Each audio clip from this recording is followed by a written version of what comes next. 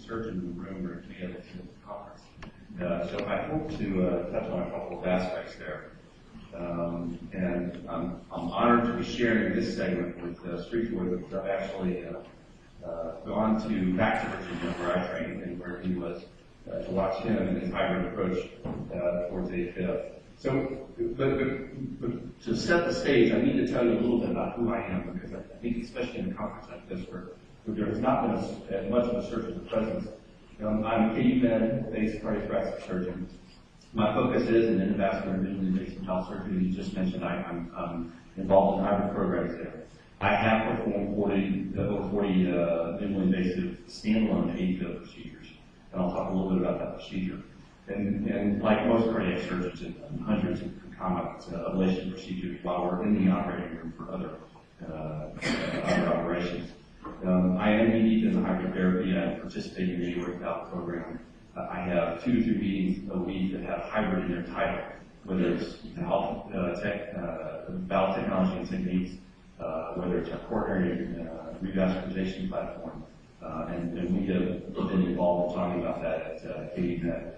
I have a unique practice environment, and I think that does play a significant role. I have lots of conversations with other EP folks here, and that's one of the things that stands in the way of many institutions. There is no turf to protect. There's no financial lifeline to protect where I am. So we literally are allowed to program, develop, and do these kind of things free from financial penalties. But I also need a lot of help in the surveillance and management of AFib patients. Cardiac surgeons as a whole do not have great databases, especially in the AFib realm. While our STS platform is a leader in our surgical interventions, I have a tough time following my AFib patients long term, and so collaboration with that is a great opportunity. And I do believe, and I kind of tip my hand here, but we can offer our patients a better option for AFib going forward. But like a lot of the other knuckle-dragging cardiac surgeons out there, I am woefully undertrained in the management of AFib. This is not part of our core curriculum. And so as some of these techniques and technologies come to us and we move towards them, we find significant gaps there. And I'm not a regular attender of AFib meetings or symposia, other than those that are part of our regular curriculum, and those are increasing. So I learn a lot from environments like this. But I think that I have to say this, a card-carrying STS member, I have to come up and after seeing some of the presentations before, and they talk about options for AFib, and there's not a mention of surgical options. Anybody who looks at the data objectively, the best procedure for curing AFib is a surgical option. And it actually happens to be the simplest one. Now, it is the most invasive one. I will give you that, but it's important to understand the management of your patients, the surgical operations. So now, this is the perception of our field in a lot of respects, that basically there's going to be a lot of cardiac surgeons on the corner. And every cardiac surgery talk focuses on history and anatomy, so I'll get that stuff out of the way. But while I have not attended a lot of AFib meetings, I have to tell you just some of the conversations beforehand.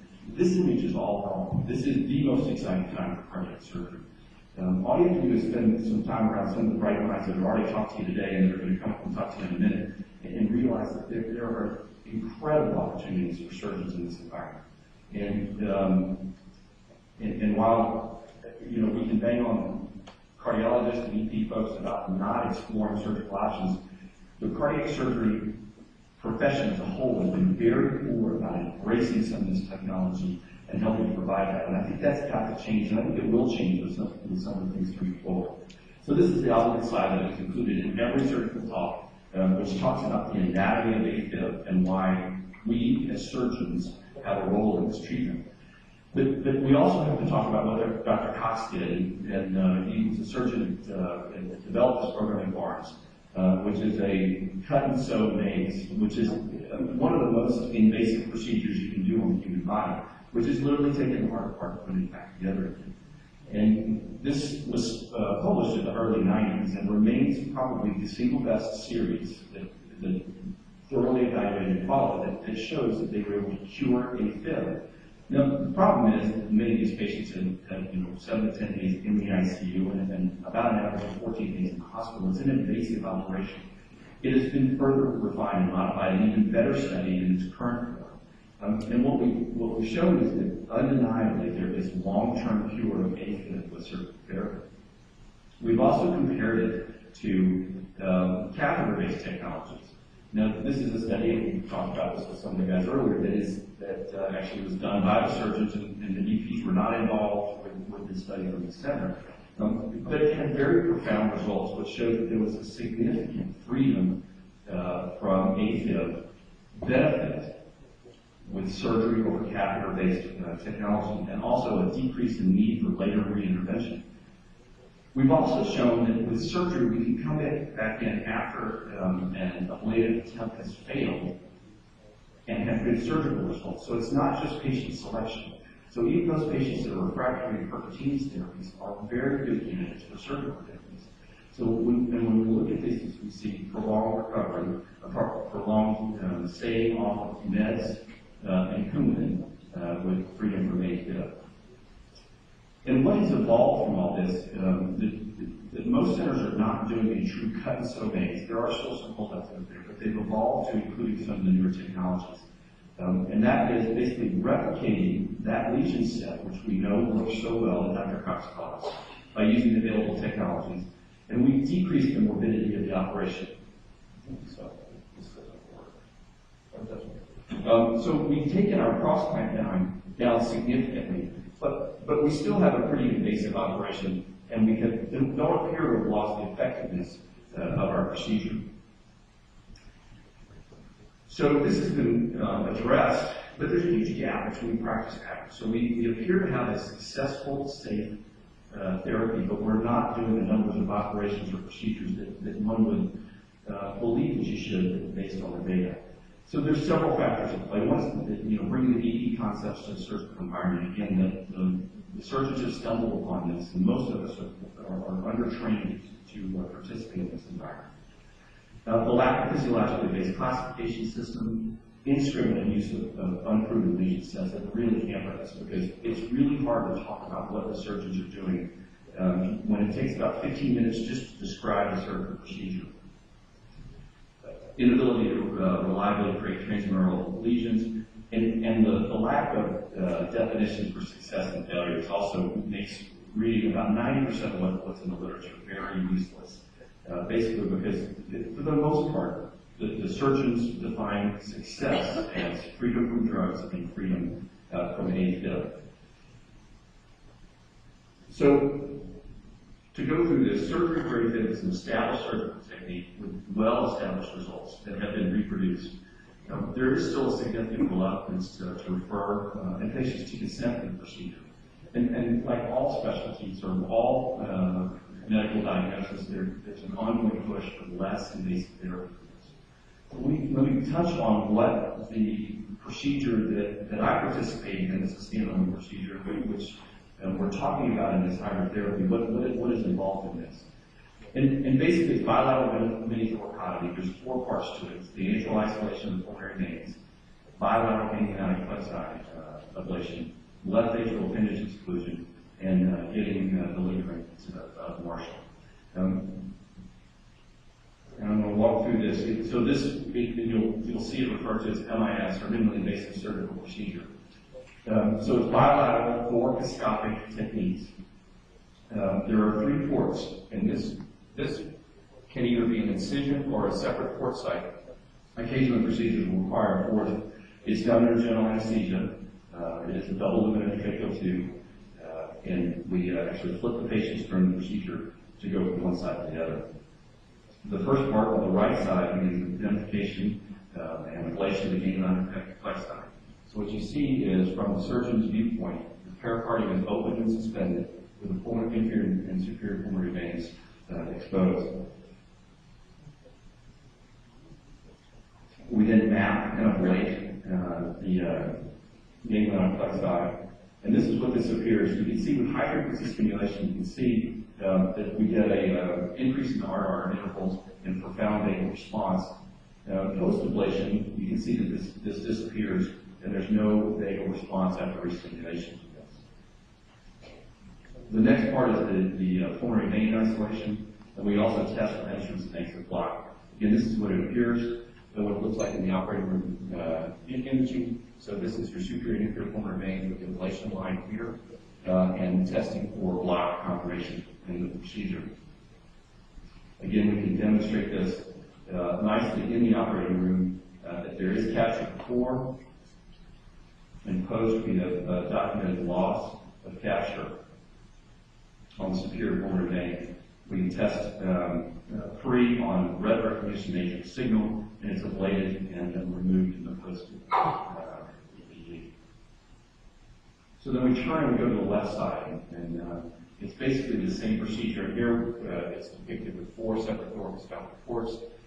Most of the time we do it with 3, you can do it with 4. 5 to 10 millimeters is a relatively small incision. Again, the same thing in which the pericardium is open and isolated, the phrenic nerve is protected throughout the procedure. This is the pericardium extended here. Superior and inferior pulmonary veins. Left atrial appendage and the ligament of Marshall are also depicted here. So we do divide the ligament of Marshall. We do left-sided angiogram isolation and test block as well. I showed a couple of these images.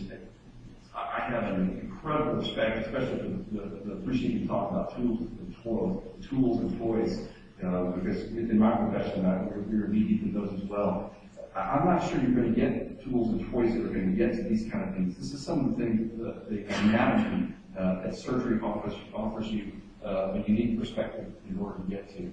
So you can see the superior pulmonary vein here, the pulmonary artery right here, and the ligament of Marshall here, the left atrial appendage. That's just going to be a tough structure to treat effectively from a percutaneous standpoint. So our left-sided lesions, we also create a lesion in the base of the left atrial appendage. Almost everybody that's doing this now is removing the left atrial appendage, not just stapling across it and leaving it intact. We've also hurt ourselves in the video there because the failure rate for that is enormously high. And that's what it looks like when we remove it. Most of us are using endoscopic GI staplers. There's some newer technology which may improve upon this, which will both electrically isolate and leave the appendage intact. This is probably the most sphincter tightening part of the whole procedure here is, taking off a portion of the heart and relying on a staple line to hold it. I will say though that the surgical platform does allow you pretty easy escape from this. Should there be a problem here, we can get back in and control it. It doesn't mean it's not an insignificant issue, but we have a lot more control in this environment. We're already in the operating room, we're on the table, and if I get into trouble, all I need to do is increase my exposure a little bit and I can get myself out of it. There are good published results using minimally invasive procedures that have largely replicated what has been documented before with surgical therapy.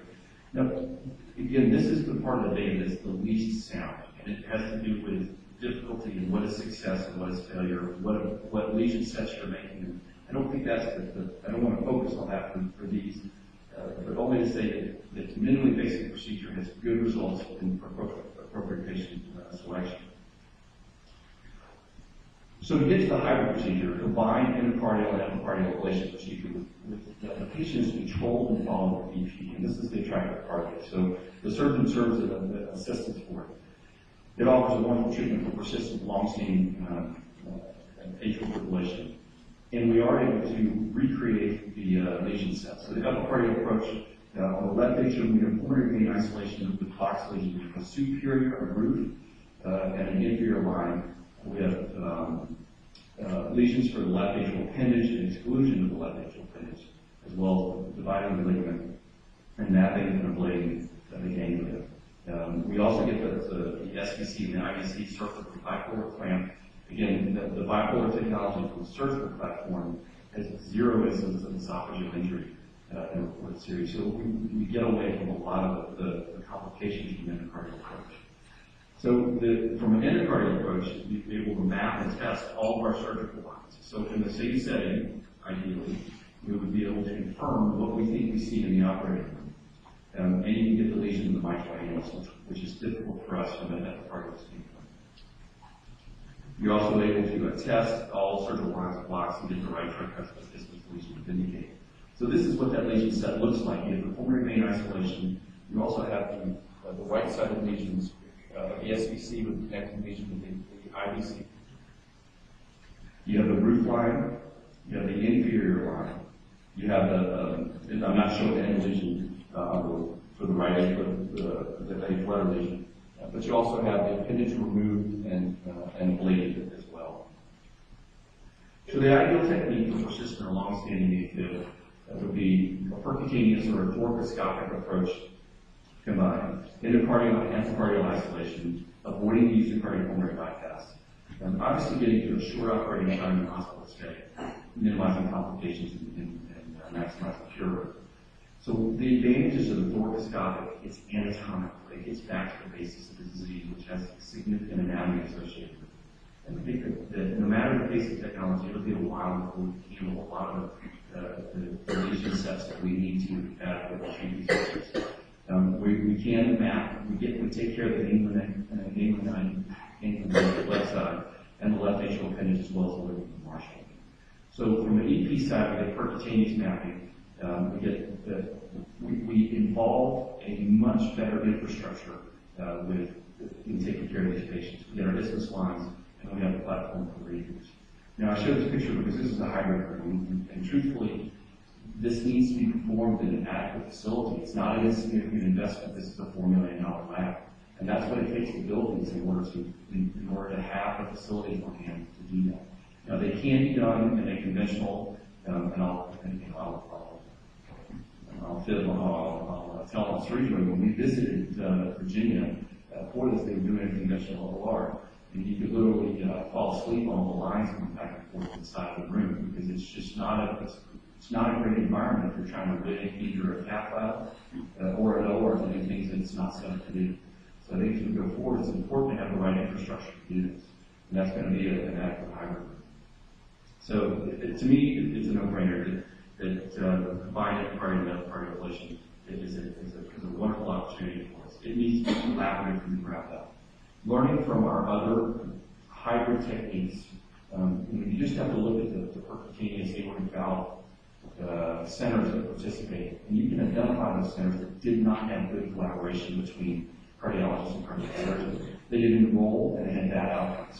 And the companies that are investing in this technology are going to look at that. So the institution that participates has to have both the surgeon and the AP involved from the ground up. You got to focus on the details and be very consistent in reporting outcomes. And I think that the most important tool we're going to have is economic outcomes. I think when we look at this, it's going to be a higher upfront tuition, but long-term we're going to save money.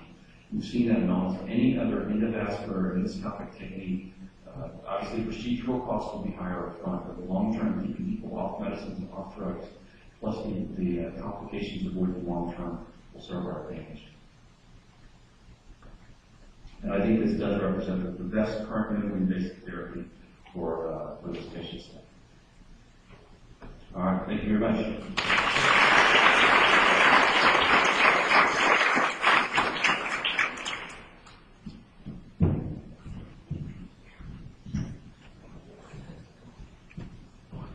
Perfect. One last talk before lunch. That was awesome. Great talk on the surgery.